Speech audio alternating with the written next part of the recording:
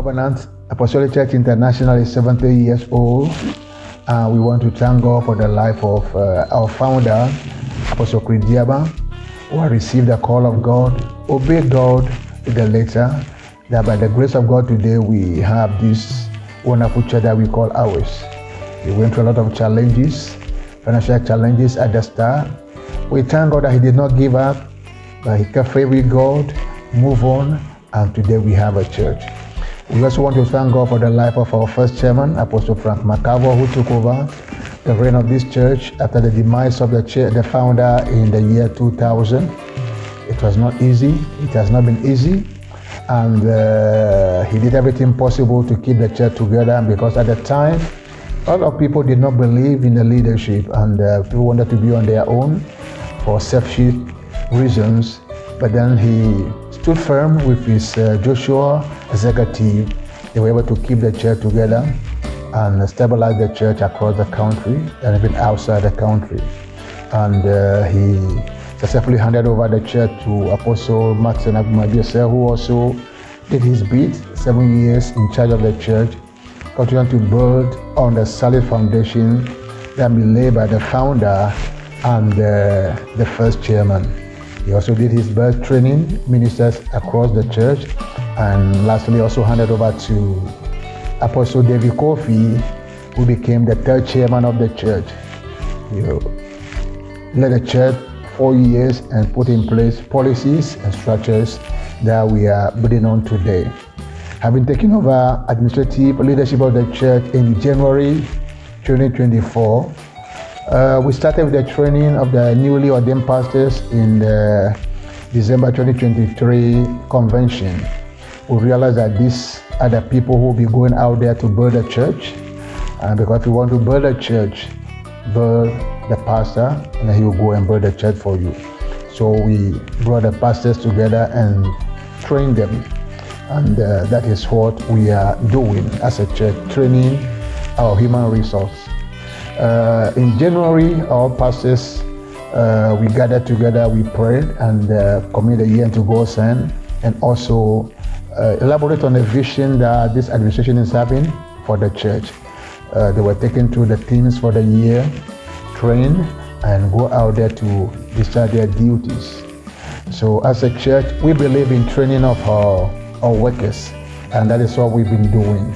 And we want to, as much as possible, continue to train the ministers that we have. They are the human resource that we have for the future of the church, and we need to take care of them if ever we want to build our church. However, one of the problems that we've identified at the start of administration was financial challenges, and measures were put in place immediately to start addressing these challenges. A committee has been set to study what we are doing and see how we can improve on it. And it will not be long, we'll get the feedback from this committee, and then we move forward. The leadership of this administration also visited the Church of Pentecost leadership and their headquarters in Accra. This visit was to study or discuss with them the way forward, how they are doing it, because we are doing the same work, and they seem to be making it. They seem to having headway. So it was just important that this administration visited them to discuss issues concerning church growth, agendas, and church administration with them. And we came back with a lot of information, and we think that this information will go a long way to help us also put our church in on track for accelerated growth. We have also resumed the payment of 10% tithe return to the local assemblies. As part of our policies, at the end of every month, the headquarters is supposed to pay back to the local assembly the 10% tithe that is sent to the headquarters. And from January 2024, this administration has started doing that, meaning that every local assembly or the area level, they are receiving 10% of their tithe sent to the headquarters to help them carry out some developmental projects at the local district and the area levels. So this has been started and is ongoing. We have promoted a few pastors in Ghana and outside Ghana, that's Togo to be precise. A lot of them have been at the same level for a very long time, and we decided to promote them, to encourage them to do more for the Lord and for the church. As a part of our 70th anniversary that was launched in December 2023 as well as Feast of Tabernacle Convocation, the committee of the anniversary under the leadership of Apostle Lamku visited the orphanage called Village of Hope in the Central Region, where we made important donations to that orphanage. And in the month of January, we also celebrated the usual Founders Day that was celebrated to mark the 70th anniversary of our church also. April this year, we celebrated a month whole evangelism month, where the focus was on going out there, planting new churches, winning souls for Christ.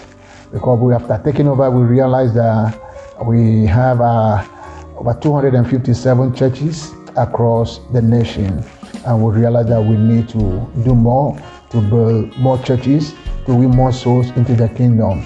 So the month of April this year was used for that purpose, to encourage all our members, pastors, overseers, and leaders of our churches across the nation to engage in this important activity.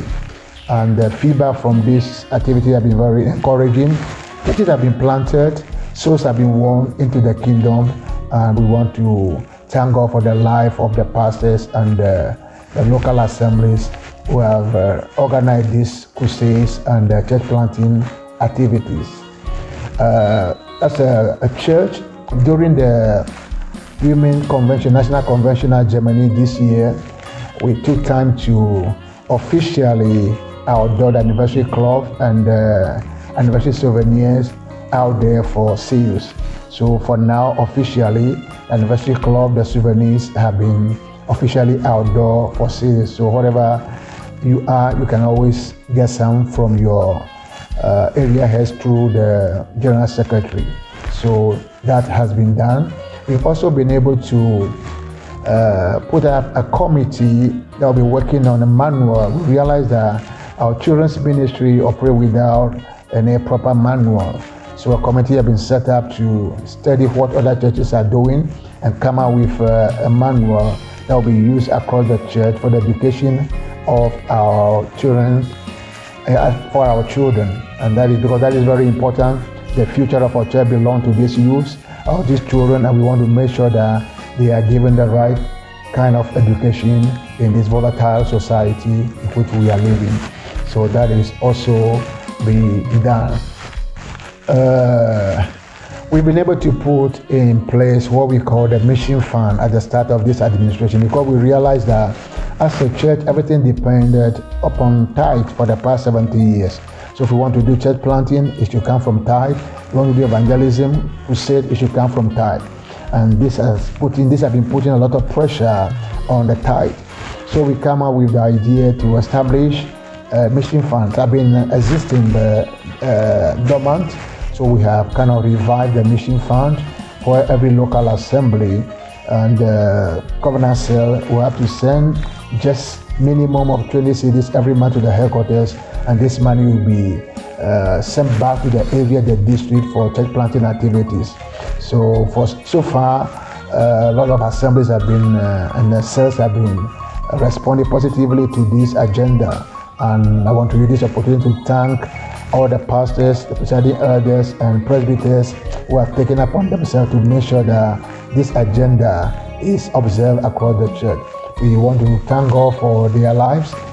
We want to pray that they will continue to support this agenda, which is very important, because as a church, mission is mandatory. We need to really do that for the Lord. That is what He expects of us.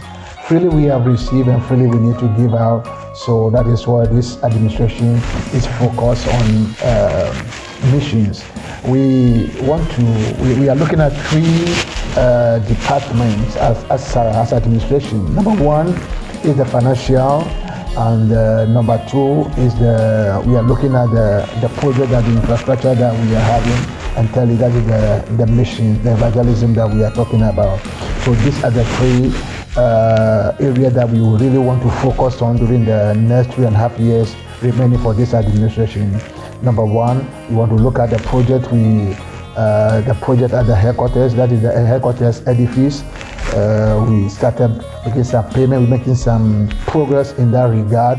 We've been able to get the soil test done, and we are getting ready to move on from there. We also adapted the Strong Bay Church as a project, national project, because that is where the founder is coming from.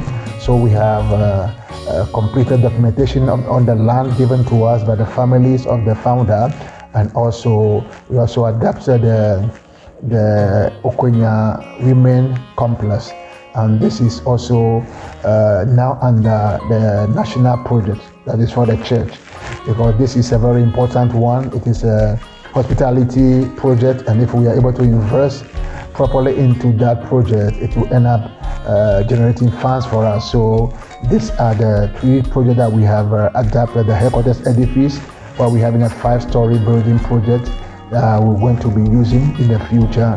So we started the documentation, and things are moving on smoothly, and we are trusting God for the future.